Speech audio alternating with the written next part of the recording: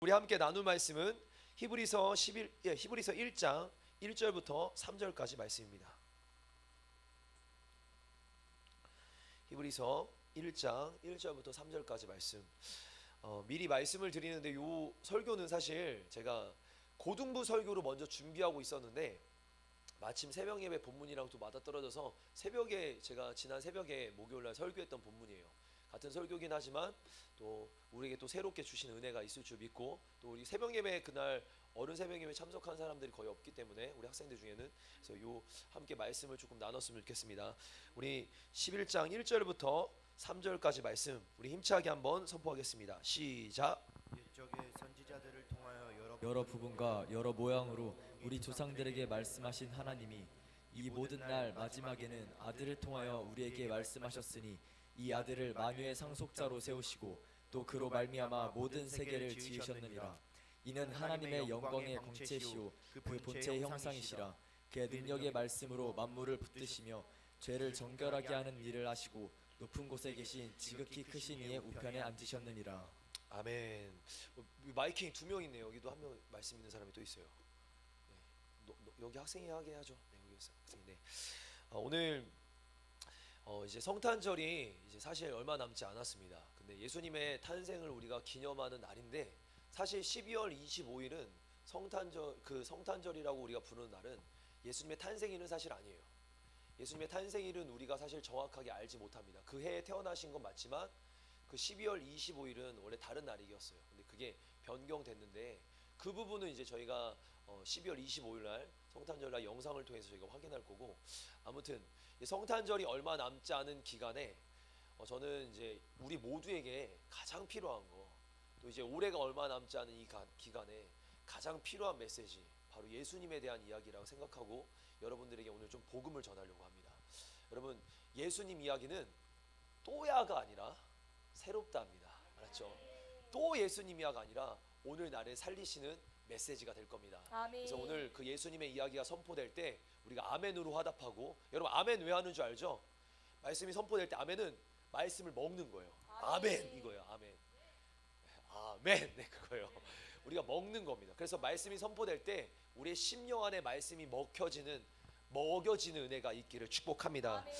오늘 우리가 함께 읽은 말씀은 히브리서입니다.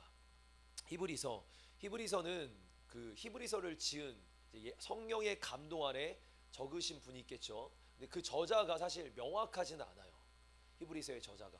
그러나 이 히브리서 안에 나오는 여러 표현들이 있어요. 예를 들어서 제사장, 성막, 이게 어디 사실 나오냐면 구약 성경 레위기에 많이 나오는 내용들입니다. 레위기나 구약 성경에 나오는 내용들인데 이게 지금 히브리서에 굉장히 많이 나와요. 많이 인용되고 있다라는 거죠.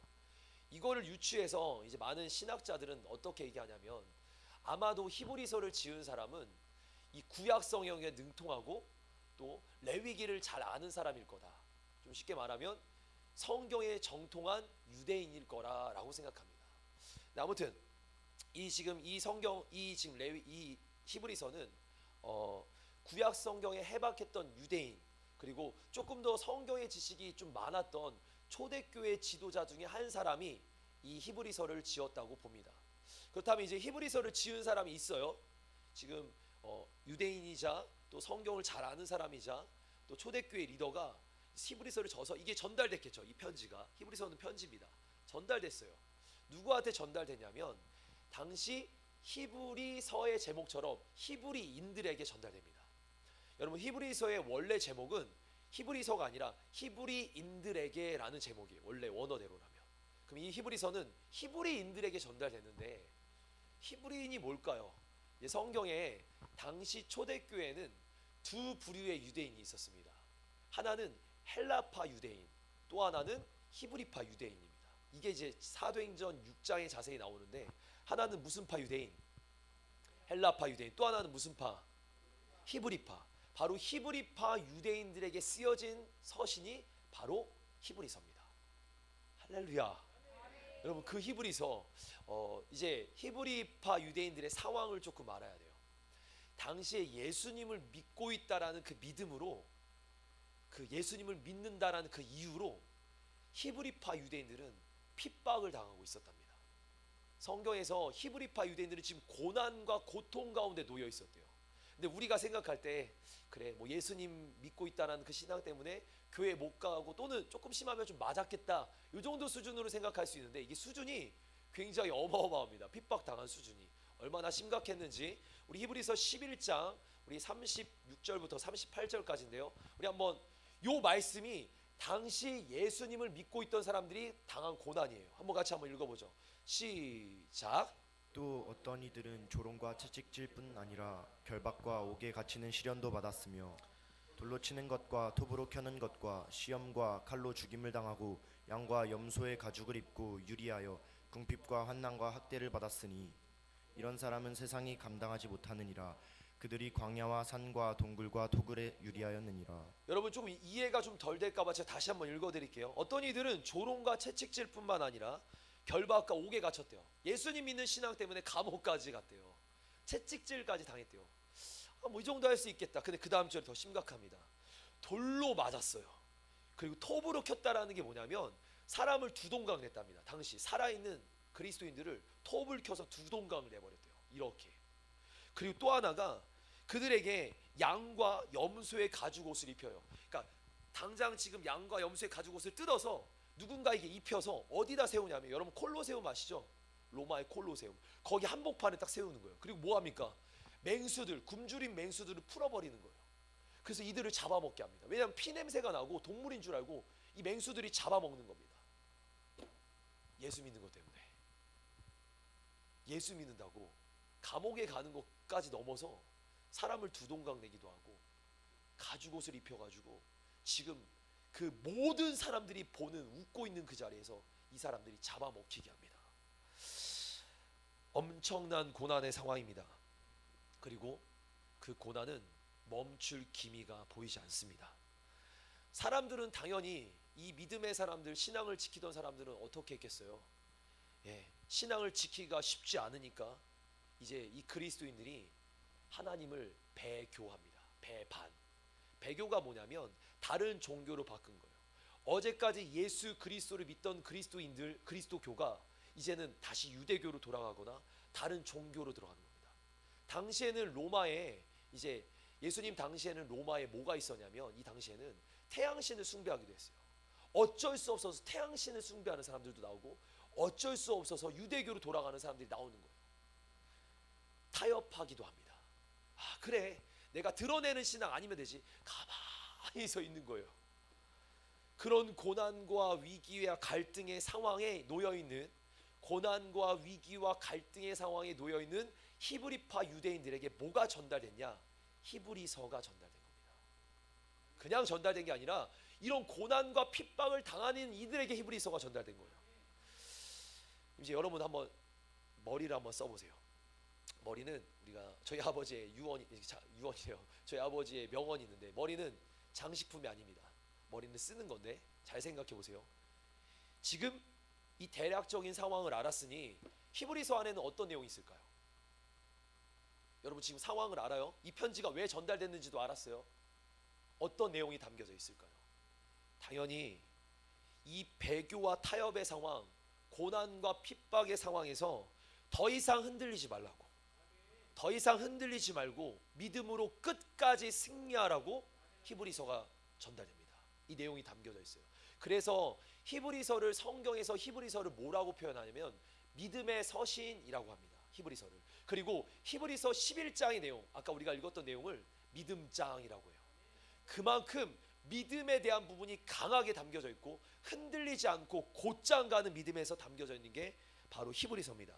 오늘 그 믿음의 성경을 우리가 조금 더 말씀을 깊이 한번 찾아보도록 합니다. 우리 1절과 2절, 오늘 본문 1절과 2절 말씀 함께 같이 한번 읽어보겠습니다. 시작. 옛적의 선지자들을 통하여 여러 부분과 여러 모양으로 우리 조상들에게 말씀하신 하나님이 이 모든 날 마지막에는 아들을 통하여 우리에게 말씀하셨으니 이 아들을 만유의 상속자로 세우시고 또 그로 말미암아 모든 세계를 지으셨느니라. 잘 보세요. 여러분 이게 눈을 뜨고 딱 봐야 돼요. 2절까지만 봐도 나와요.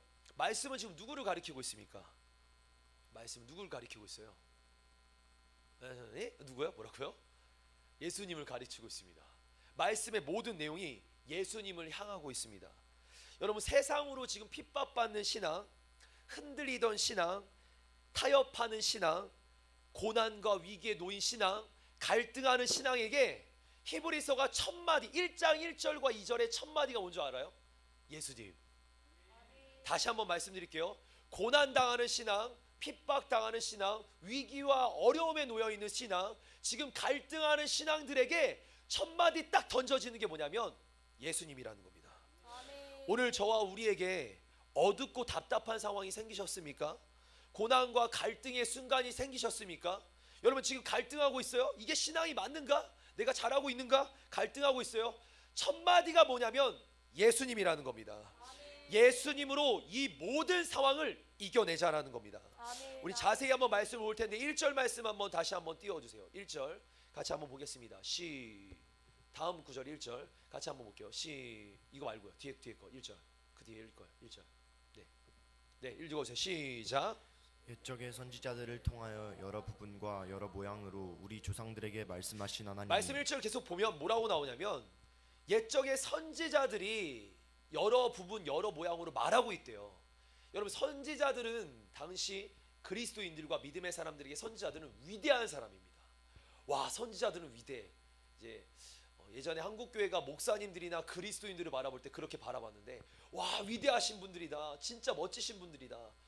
선지자들이 그런 위치에 있는 사람들이에요. 그런데 이 사람들이 여러 부분과 여러 모양으로 말을 하는데 한 가지를 말을 합니다. 2절 뭐라고 합니까? 2절 같이 한번 읽어보죠. 시작. 이 모든 날 마지막에는 아들을 통하여 우리에게 말씀하셨으니. 아들을 통해 말씀한다고 이 사람들이 선지자들이 말하는 거예요. 그리고 이어지는 말씀 시작. 이 아들을 만유의 상속자로 세우시고 또 그로 말미암아 모든 세계를 지으셨느니라. 모든 선지자들이 여러 부분 여러 모양으로 말하는 거 결국 예수님을 말하고 있는 거예요. 여러분 지금 잘 보셔야 돼요. 예수님을 말하고 있다라는 이 현상. 여러분 지금 고난과 핍박과 어려움과 문제 앞에 놓인 이들이 그들을 향해서 선지자들도 그리고 많은 사람들도 다 얘기하고 있는 게 예수님입니다. 무슨 말이냐면 결국 이 모든 상황을 이겨내는 방법은 예수님이라는 겁니다. 이 상황을 극복하는 방법은 예수님이라는 겁니다. 그럼 이걸 뒤집어서 말해볼게요. 이걸 뒤집어서 말하면 예수님이 내 안에 내 삶에서 놓쳐지게 되면 나는 흔들리게 된다는 겁니다. 여러분 신앙생활하거나 교회에 올 때 잘 보세요. 어제까지 교회를 자주 들락날락하면서 예배드리던 신앙이에요. 근데 이 사람이 어느 순간 뜸해요.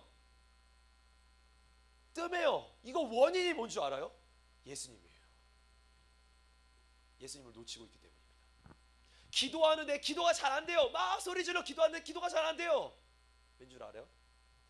예수님을 놓치고 있기 때문입니다. 문제 앞에서 지금 막 두려워하는데 예수님이 안 떠올라. 여러분 흔들릴 수밖에 없다는 거예요.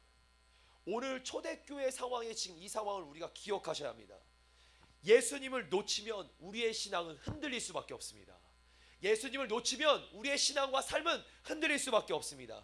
그래서 믿음 생활, 신앙 생활에서 가장 큰 문제는 가장 중심과 핵심은 예수님과 내가 함께하고 있는가입니다. 할렐루야. 아멘. 옆 사람에게 한번 이렇게 도전합시다. 주님이 우리와 함께 하십니다. 주님이 우리와 함께 하십니다. 예수님이 우리와 함께 하십니다. 예수님이 우리와 함께 하십니다. 제가 6년 전쯤에 한 이제 그 청소년 집회 설교자로 가게 됐어요. 말씀 전하러 가게 됐습니다.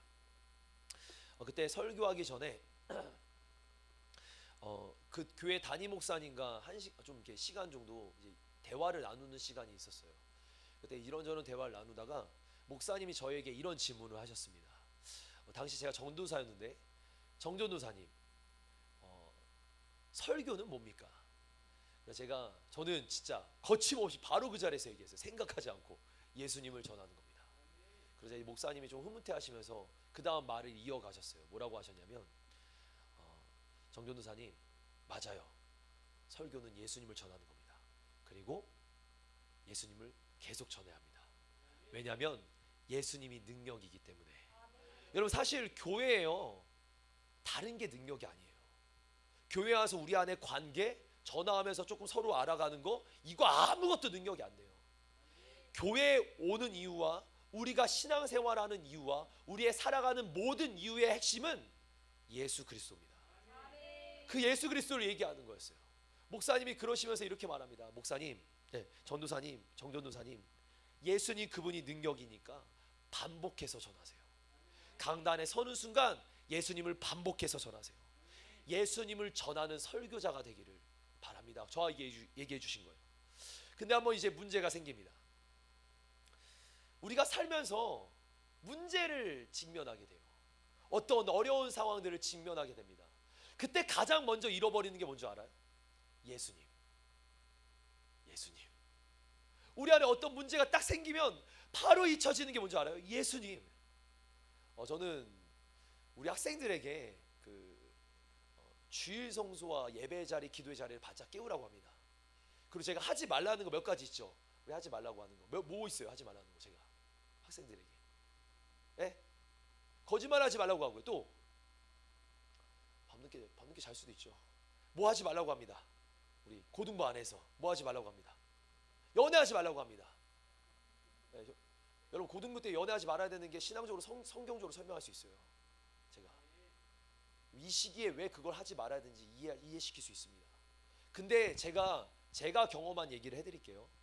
아까 1부 때는 얘기한 거 아닌데 제가 예전에 제가 고등부 시절 때 저희 아버지가 담임 목사님이고 제가 그 교회 중고등부 회장이었습니다. 죽치고 장구 다 했죠 막. 근데 제가 회장이었는데 제가 그때 친구들을 전도해 왔는데 제 기억으로 한 30명 정도를 전도했어요.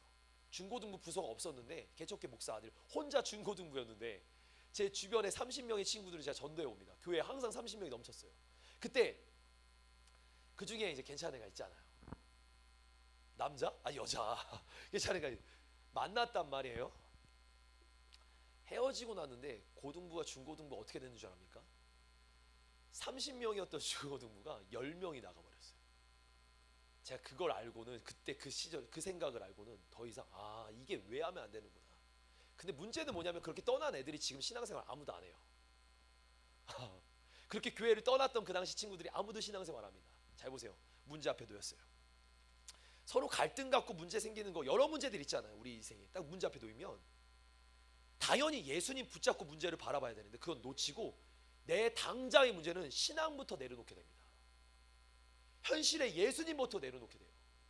여러분 잘 기억하셔야 돼요. 우리의 신앙생활을 하다 보면 문제와 상황이 생기는데 그때 가장 먼저 내려놓고 잊어버리고 까먹게 되는 게 누구다? 예수님이라는 거예요. 그래서 이 강단은 끊임없이 예수님 얘기를 해야 됩니다. 우리가 늘 잊어버리니까 끊임없이 예수님에 대해서 강조하고 가장 중요하다고 얘기합니다. 따라합시다. 예수님은 우리 신앙의 핵심입니다. 예수님을 놓치지 말아야 합니다. 예수님을 반복적으로 알아야 합니다. 사람들은 예수님 얘기할 때마다 이렇습니다. 또 예수님 얘기야. 그 이야기가 그 이야기 같네. 나는 예수님 잘 아는데 왜 예수님 얘기를 맨날 할까? 여러분 잘 아는지 못 아는지는 확인하는 방법이 있어요. 제 대학교 때 진짜 제게 명언과도 같은 얘기를 했던 한 선배가 있습니다. 그 친구가 이렇게 말했어요. 유구나, 네가 진짜 안다고 하는 건 남에게 전달할 때 그게 진짜 아는 거야. 네가 안다고 하는 건 남에게 가르칠 수 있다면 그게 진짜 아는 거야. 여러분들께 한번 물어보고 싶어요. 우리 사랑하는 오늘 주일 예배 함께하는 여러분들에게 누군가 문제 앞에 놓인 사람이 생겼어요.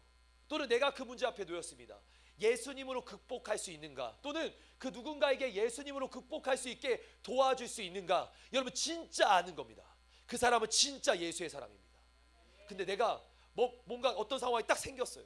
그 사람에게 머뭇머뭇 할 말을 모르는 거예요. 기도할 줄도 모르는 거예요. 그냥 밥 먹자 이 얘기만 하는 거예요. 또는 내 앞에 문제가 딱 생겼는데 내가 벌벌 떨고 두려워하는 거예요. 그래서 히브리서가 오늘 우리에게 주어진 겁니다.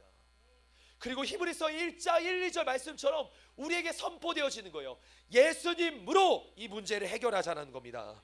여러분 예수님을 바라봐야 합니다.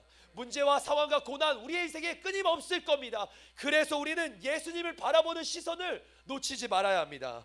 우리 히브리서 12장 2절 말씀 함께 선포하겠습니다. 시작. 믿음의 주요 또 온전하게 하시는 이인 예수를 바라보자. 그는 그 앞에 있는 기쁨을 위하여 십자가를 참으사 부끄러움을 개의치 아니하셨니. 성경에 뭐라고 합니까? 믿음의 주요. 그다음 뭐라고 해요? 온전하게 하신 예수를 바라보자. 온전히 뭡니까? 우리를 완전하게 하신다 이거예요.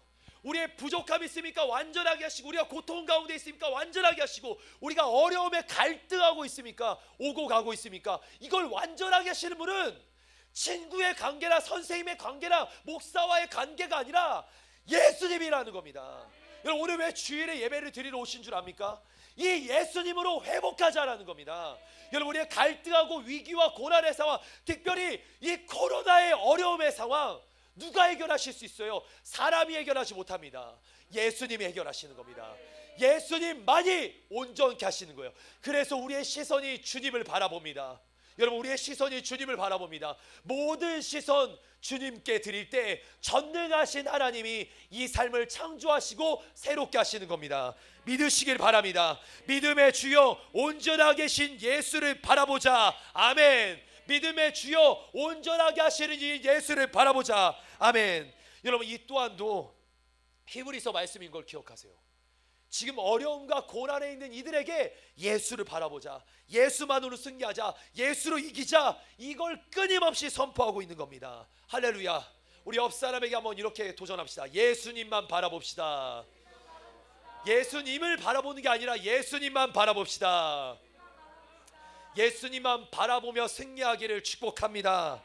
우리 1장 3절 말씀 함께 선포하겠습니다. 1장 3절 같이 한번 읽어보죠. 시작.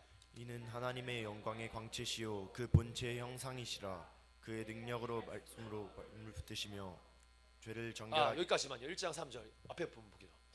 지금 이 말씀에 예수님이 이제 누군지를 설명합니다. 우리가 지금 바라볼 예수님이 어떤 분인지 첫 마디가 뭐냐면 이는 하나님의 영광의 광채다라고 합니다. 이 부분은 좀 설명이 길 것 같아 좀 생략하고요. 그 다음에 말씀을 보니까 노란색 글씨 한번 같이 한번 읽어보죠. 시작.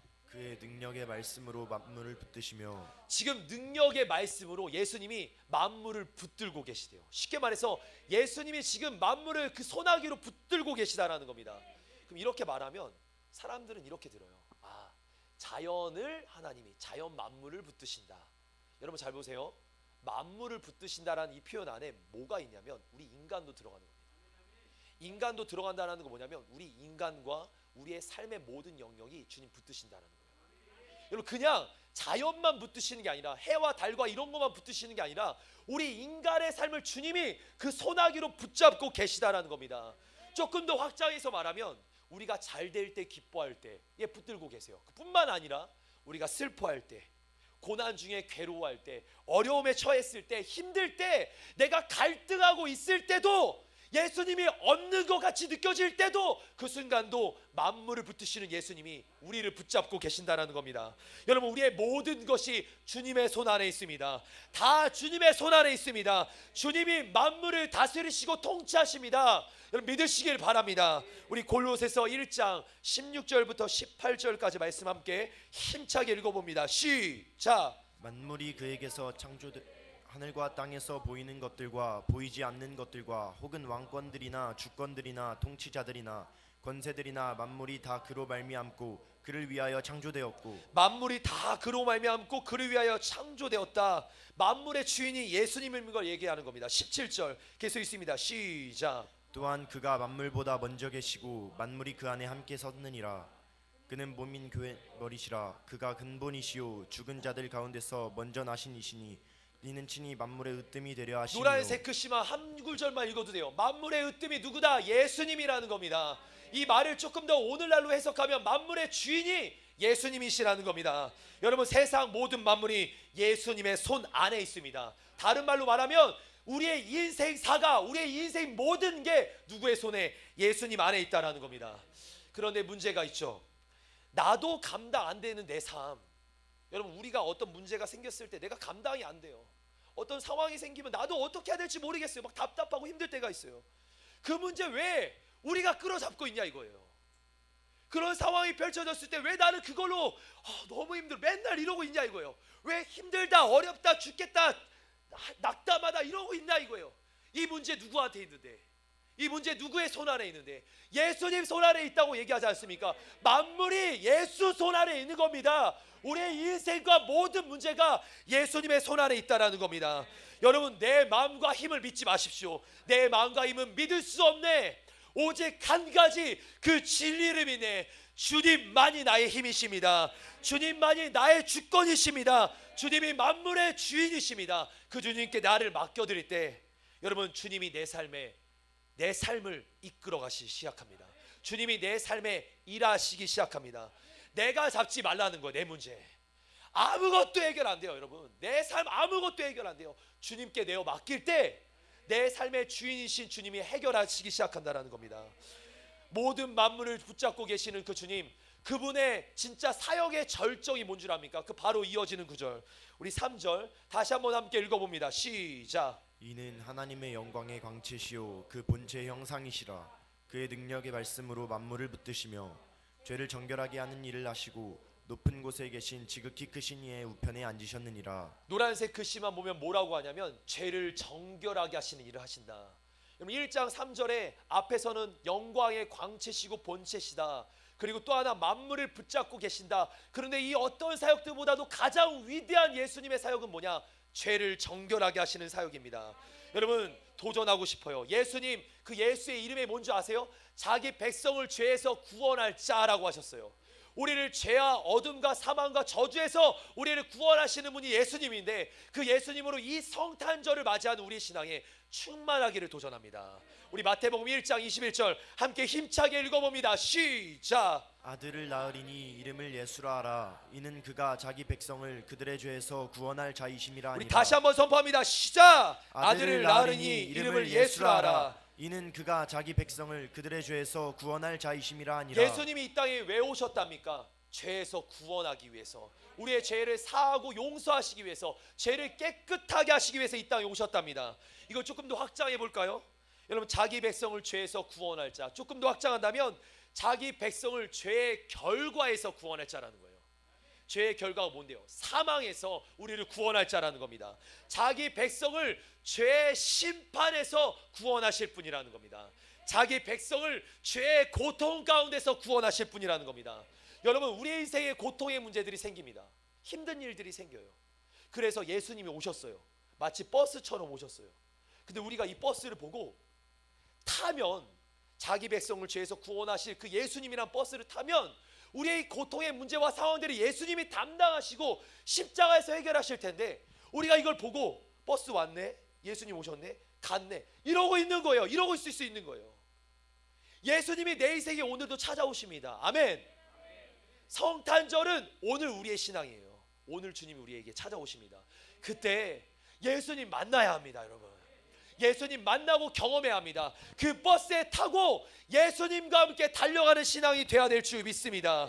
누가 우리를 죄에서 구원하십니까? 누가 우리를 죄의 심판에서 구원하십니까? 누가 우리를 죄의 고통에서 구원하십니까? 여러분, 죄를 해결하기 위해서는, 내 죄를 해결하기 위해서는, 내가 죄를 가지고 있는데 이 죄를 해결하기 위해서는 죄 없는 자가 해결해야 돼요. 근데 성경에서 뭐라고 말하냐면 로마서 3장 23절에 모든 사람이 죄를 범하였음에, 여러분, 모든 사람들이 죄를 범하였기 때문에 이 누구도 내 죄를 해결할 수가 없습니다. 내 안에 이제 담겨져 있는 이 죄를 그 누구도 해결할 수가 없는 거예요. 근데 성경에 유일하게 죄 없으신 한 사람이 나옵니다.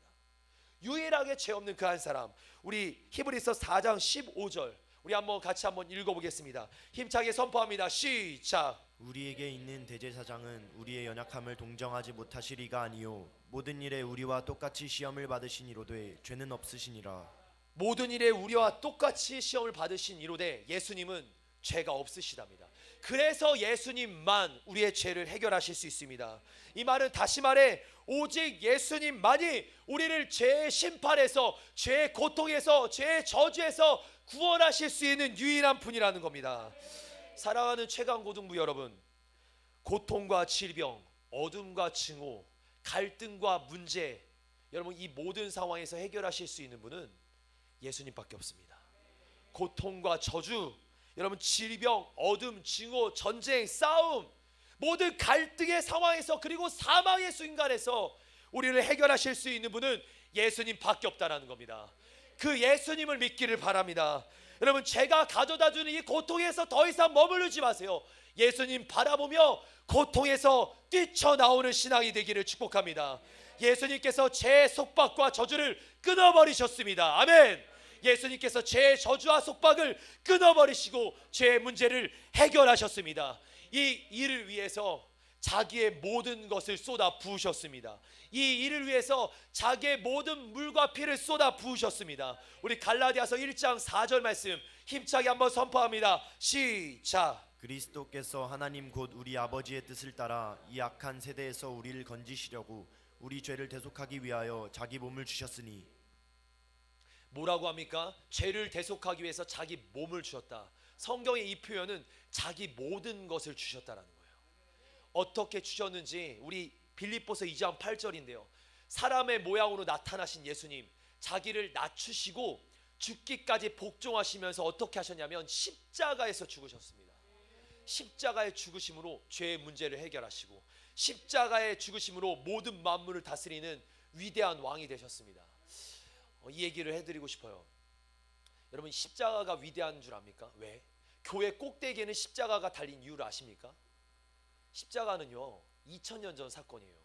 근데 이게 위대한 이유는 2000년 전 사건이 오늘 우리를 죄의 속박과 저주와 고통에서 해결한다는 겁니다.